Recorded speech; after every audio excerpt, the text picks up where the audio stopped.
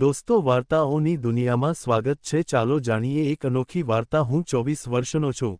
મારા લગ્ન 3 વર્ષ પહેલા થયા છે અને મારી પત્ની પણ મારા જેટલી જ ઉંમરની છે અને અત્યંત સુંદર છે. મારી પત્ની ખૂબ જ મોજીલી પ્રકારની સ્ત્રી છે.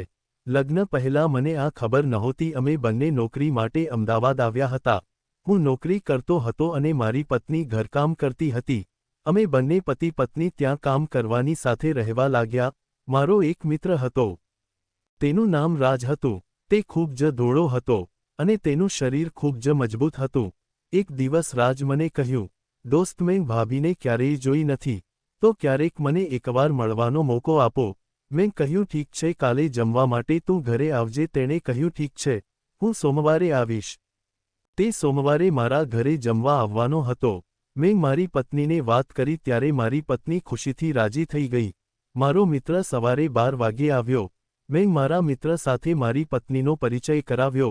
ત્યારે તેણે મારી પત્નીની સામે એની સુંદરતાના ખૂબ વખાણ કર્યા. તેના દરેક વખાણ સાંભળીને મારી પત્નીને મારો મિત્ર ખૂબ જ ગમ્યો અને તેણે લાઇક કરવાનું શરૂ કર્યું. અમે ત્રણેય સાથે ડિનર કર્યું અને તે તેના કામ માટે રસોડામાં ગઈ. અમે બંને વાતો કરી રહ્યા હતા ત્યારે મને ઓફિસેથી ફોન આવ્યો. મારે મારા કોમ્પ્યુટર પર કોઈ અગત્યના કામ માટે જવાનું થયું અને મારી ઓનલાઈન મીટિંગ હતી જે 3 કલાક સુધી ચાલવાની હતી. મેં રાજને કહ્યું, હું મારી ઓફિસનું કામ બાજુના રૂમમાં કરું છું, તું અને તારી ભાભી વાતો કરો. હું બાજુના રૂમમાં આવ્યો અને મારું કામ કરવા લાગ્યો. થોડા સમય પછી મારી મીટિંગ સમાપ્ત થઈ ગઈ અને પછી મને લાગ્યું, જય કંટાળો તો નથી ગયો ને, લાવને જઈને જોઈ લઉં. હું મારો મોબાઈલ લઈને હું રૂમની બહાર ગેલેરીમાં આવ્યો અને પોસ્ટ જોવા લાગ્યો. પછી મેં બાજુના રૂમમાંથી મારી પત્ની અને જયના હસવાનો અવાજ સાંભળ્યો. તેથી મારું ધ્યાન મારા મોબાઈલ પરથી તેની વચ્ચેની વાતચીત તરફ ગયું. હું તેના શબ્દો સાંભળવા રૂમની બહાર બારી પાસે સંતાઈને ઊભો રહ્યો. હવે ત્યાંથી બધું દેખાતું અને સંભળાતું હતું. બંને વચ્ચે મસ્તીની વાતો ચાલી રહી હતી. મારી પત્ની રાજને કહ્યું, રાજ, તે હજી લગ્ન કેમ નથી કર્યા? રાજે કહ્યું, મને તમારા જેવી છોકરી નથી મળવી. તે બોલી, અરે, તમને મારા કરતાં સારી સુંદર છોકરી મળશે, પણ તમને મારા જેવી જ કેમ જોઈએ છે? રાજ કહેવા લાગ્યો, ભાભી, તમે એટલા સુંદર છો કે હું તમારા પ્રેમમાં પડી ગયો છું. તે શરમાઈને બોલી, ઓહો, ખરેખર? રાજ મોકો જોઈને ચોકો માર્યો. તે બોલી, પ્લીઝ મને કહો કે તમને મારામાં શું ગમ્યું? રાજ કહેવા લાગ્યો, તમારો બાંધો બહુ સરસ છે. તે બોલી, તમને મારા બાંધામાં સૌથી વધુ શું ગમ્યું? ત્યારે રાજે કહ્યું, ભાભી, હું તમને ચોખ્ખું કહી દઉં. તે બોલી, હા, ચોખ્ખું કહી દઉં, મારે બધું સાંભળવું છે.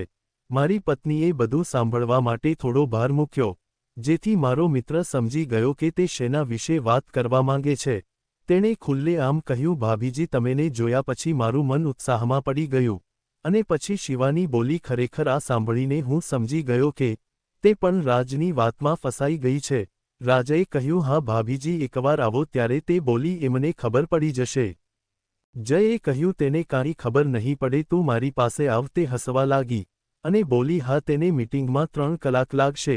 આ સાંભળીને રાજે તેને પોતાની પાસે ખેંચી લીધી અને તે પણ મારા મિત્ર સાથે મસ્તી કરવા લાગી.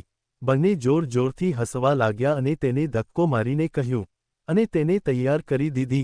હવે તે પણ તૈયાર થઈ ગઈ હતી અને જય પૂછવા લાગ્યો કે કેવું લાગે છે ભાભી મારો સ્વભાવ? તે બોલી, ખરેખર મજા આવે, બસ આમ જ દિવસ વીતી ગયો. રાજે કહ્યું, ધીમે અવાજ કરો, તમારા પતિને ખબર પડી જાશે. તો તે બોલી, સાંભળવા દયો ને, તમારા ભાઈને ભલે ખબર પડે. હવે જય રોજ મારા ઘરે આવતો. એક દિવસ મેં તેને કહ્યું, આજે મને ખૂબ જ મન છે. તો મારી પત્નીએ કહ્યું, ના, મારે રમવાનું મન નથી. મેં કહ્યું, શા માટે તને રમવાનું મન નથી? મારી પત્નીએ સ્પષ્ટ કહ્યું, તમારો સ્વભાવ મને નથી પસંદ. એટલે તે મારી સામે જોઈને ચૂપ થઈ ગઈ. મેં કહ્યું, રાજ પાસે તો તને ગમે છે ને? એટલે તેણે પણ કહ્યું, હા, તેનું દિલ સારું છે, તેનાથી મજા આવે છે.